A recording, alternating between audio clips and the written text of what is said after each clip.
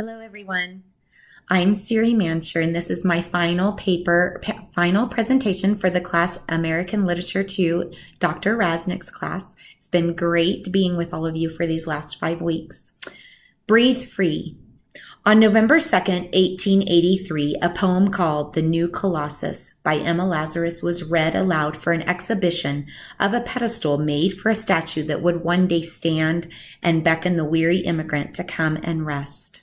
The last words of this poem are a powerful invitation and bold declaration. Give me your tired, your poor, your huddled masses yearning to breathe free, the wretched refuse of your teeming shore. Send these, the homeless, tempest-tossed, to me. I lift my lamp beside the golden door. The above words would speak over America in the form of the Statue of Liberty. Lady Liberty would become a beacon of hope for all who came to America.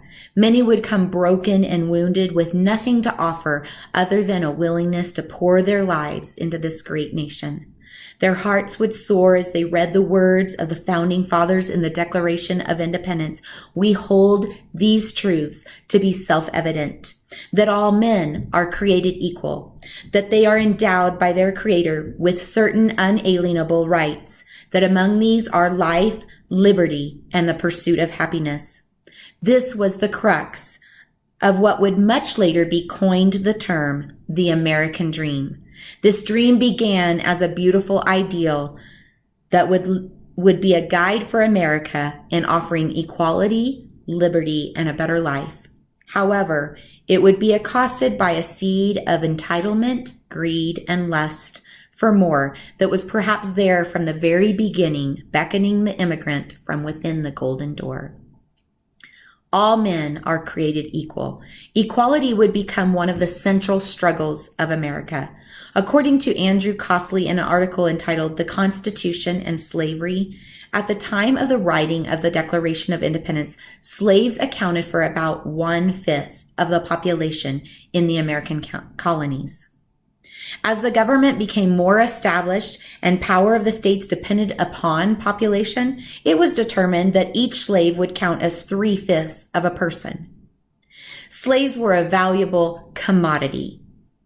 Along with the African American, Native Americans, women, and other minorities were being trampled upon as the white man pursued his dream of a better life. It seemed that equality was only meant for the white man. Although slaves were declared free at the end of the Civil War in 1865, their lives were not lives of equality. The right to vote was one of the most important ways for one to be heard in this nation. Yet the black man, alongside women, Native Americans, and other minorities, was denied this right. W.E.B. Du Bois stated that to leave the Negro helpless and without a ballot today is to leave him not to the guidance of the best, but rather to the exploitation and debauchement of the worst. Without their voice being heard through the ballot, there would be little forward movement in the fight for equality. It would take many years for this right to be given them once there, the fight would be far from over. It is a fight that continues to this day. One does not need to look hard to see that we are still far from achieving the dream of equality for all. Just a week ago in Charlottesville, Virginia, the racial tension exploded when a rally of white supremacists protesting the removal of a Confederate statue and a group of counter-protesters collided in what ended with 1 dead and 34 injured, according to Mariana Sotomayor from the MSN News. Discrimination and inequality do not just appear within white supremacist and extremist groups. This past year has found seeds of this ghastly weed at Harvard University. Harvard has been in the hot seat for possibly discriminating against Asian Americans. In a New York Times article, Affirmative Action Battle has a new focus: Asian Americans. Anamona Hardicalis and Stephanie Saul state that the Harvard case asserts that the university's admissions process amounts to an illegal quota system in which roughly the same percentage of African Americans, Hispanics, whites, and Asian Americans have been admitted year after year, despite fluctuations in application rates and qualifications. Although the weed of arrogant pride that says that one race is supreme over another has died off in part, it still invades America and holds her hostage. When the Pilgrims came to America, many of them were coming to escape religious persecution. They came to pursue a better life, a life of liberty. The First Amendment of the United States Constitution declares freedom of religion, freedom of speech, and the right to assemble. Today, liberty is still one of the greatest aspects of being an American. However, there are complications that arise when given this liberty. For instance, according to Maxim Lott in the news article entitled Advocates of Anti-Sharia Measures Alarmed by Judge's Ruling, in 2010, a restraining order was denied for an immigrant Moroccan woman whose ex-husband forced himself upon her, saying, "This is according to our religion. You are my wife. I can do anything to you. The woman, she should submit and do anything I ask her to do." The judge denied the restraining order, stating that the court believes that the defendant was operating under his belief that it is, as the husband, his desire to have sex when and whether he wants to. This was something that was consistent with his practices, and it was something that was not prohibited. Thankfully, this ruling was overruled by another court. However, this presents the question, what happens when one's religious beliefs are in direct opposition to the laws of the land? How does America protect and uphold the First Amendment while still holding people accountable to the governing laws of this great nation? It is a question that is not easily answered. As the first immigrants were lured by this very liberty, they also dreamt of a better life for themselves and their children. This dream for their children might have been stronger than liberty itself. It seems that children do that to a person. One can endure much hardship, but put that hardship upon their children, and it is a whole other matter. In that time, a better life meant possibly owning a small piece of land, making enough to put food on the table, and a roof over everyone's head. There was contentment. There was the dream that one's children would have a better life than oneself. The dream that if one worked hard and provided well, one's children would go further and be better. Upward mobility. In an article in the Washington Post, Joseph Ferry believes that in the past, researchers have overestimated the amount of social mobility in American society because they had a limited amount of data to study. Ferry goes on to share how the past studies only looked at parents and children, whereas now the new work adds data on grandparents and great-grandparents to show just how fixed the fortunes of many Americans have become. Looking across multiple generations gives researchers a better idea of the real state of inequality, because there can be these one-generational blips that obscure the total amount of generational mobility. According to this article, whatever you thought, it's worse. However, this research did not seem to take into consideration the growing sense of entitlement in America. The American dream is not something one is entitled to. How did entitlement enter into the American dream? What was the start? Was it here from the beginning? When one considers the beginnings of this great nation, one cannot deny that there seemed to be an underlying motive of entitlement, greed, and lust at the start. From the plantation owners who were willing to enslave other human beings in order to grow their wealth, to the household that only had a few slaves to be at their beck and call.